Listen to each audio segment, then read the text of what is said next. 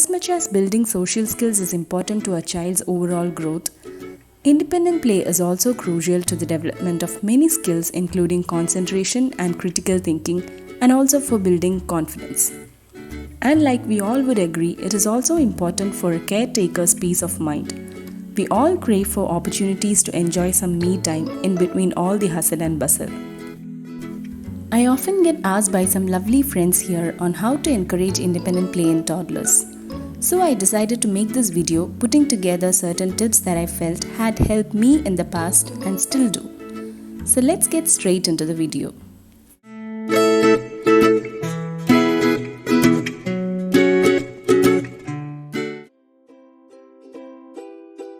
Now this has to start young.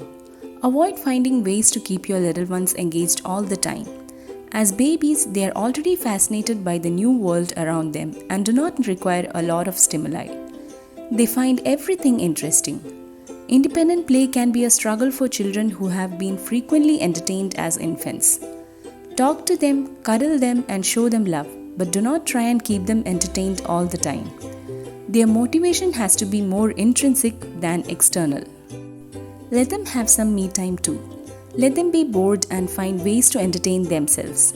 You can introduce activities to babies and toddlers, of course, but this should be done in moderation.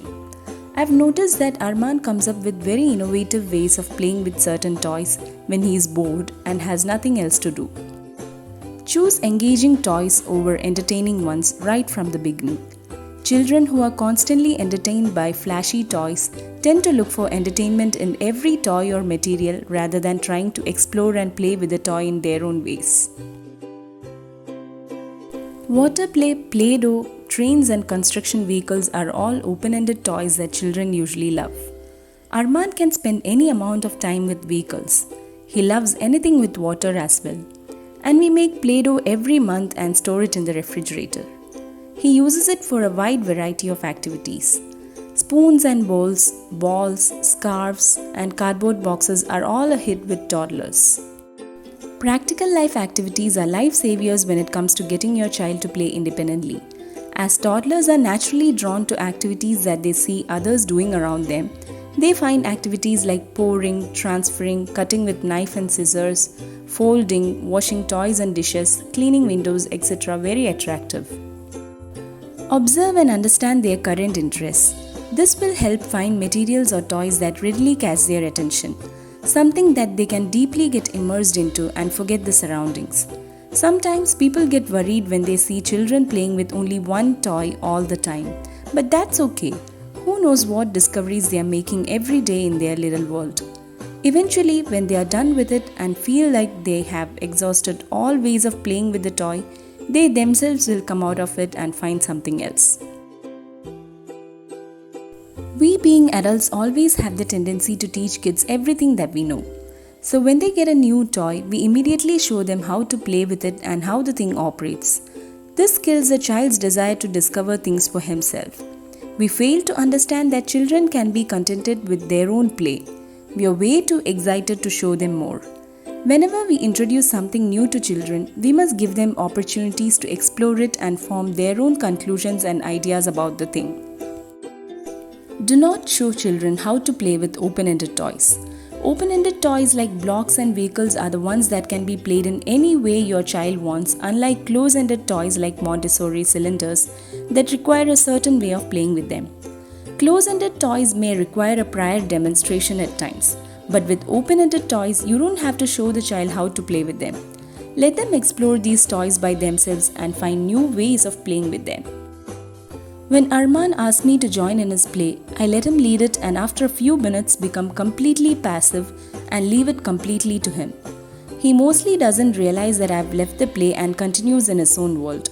Sometimes we have parallel play where he feels like I'm playing with my stuff in my own way and he does so with his. Just make sure that you are not controlling the scene or making your own suggestions that alter their creative arrangement.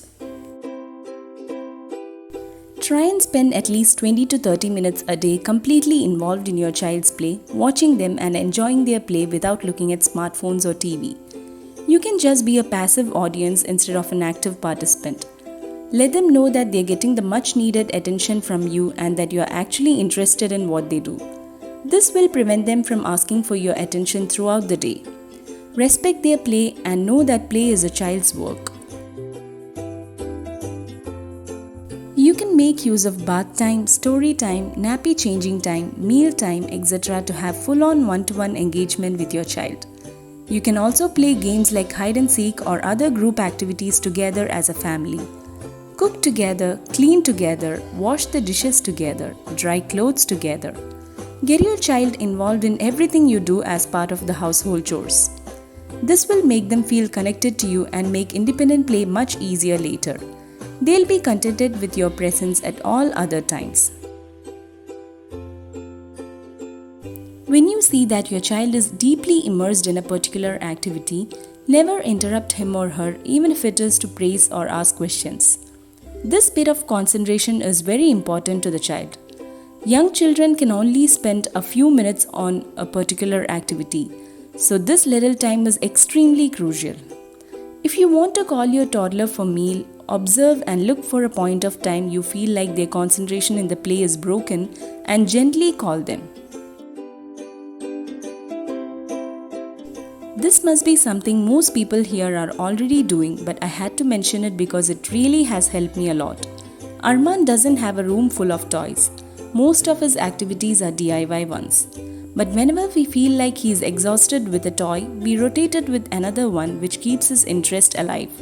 The toys that comes to the shelf then feels fresh and new to him and he shows so much interest in playing with it.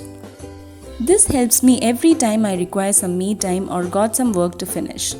Rotate the toys in moderation and always keep observing for lack of interest and attention. We actually have 1 or 2 toys that are taken out only when we need him to be spending some time alone while we attend to something else. All children love messy play. Toddlers and mess go hand in hand.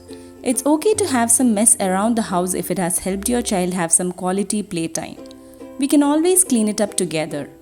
When outdoors, children usually love to play in mud and sand. And experts say mud play is great for building their immunity as body becomes familiar with daily life bacteria and other microorganisms with frequent exposure. If you're fortunate to have an outdoor play space and if weather permits, take them for a walk every day or whenever possible. This shift of environment for a little while will keep them fresh and lively and will make it easier for them to get involved with toys and other kinds of play at home. I've always noticed that Arman shows much more interest in playing independently when we return after spending a little while outside. He loves outdoors and I always take care to meet this need of his as we are lucky enough to have an outdoor play area.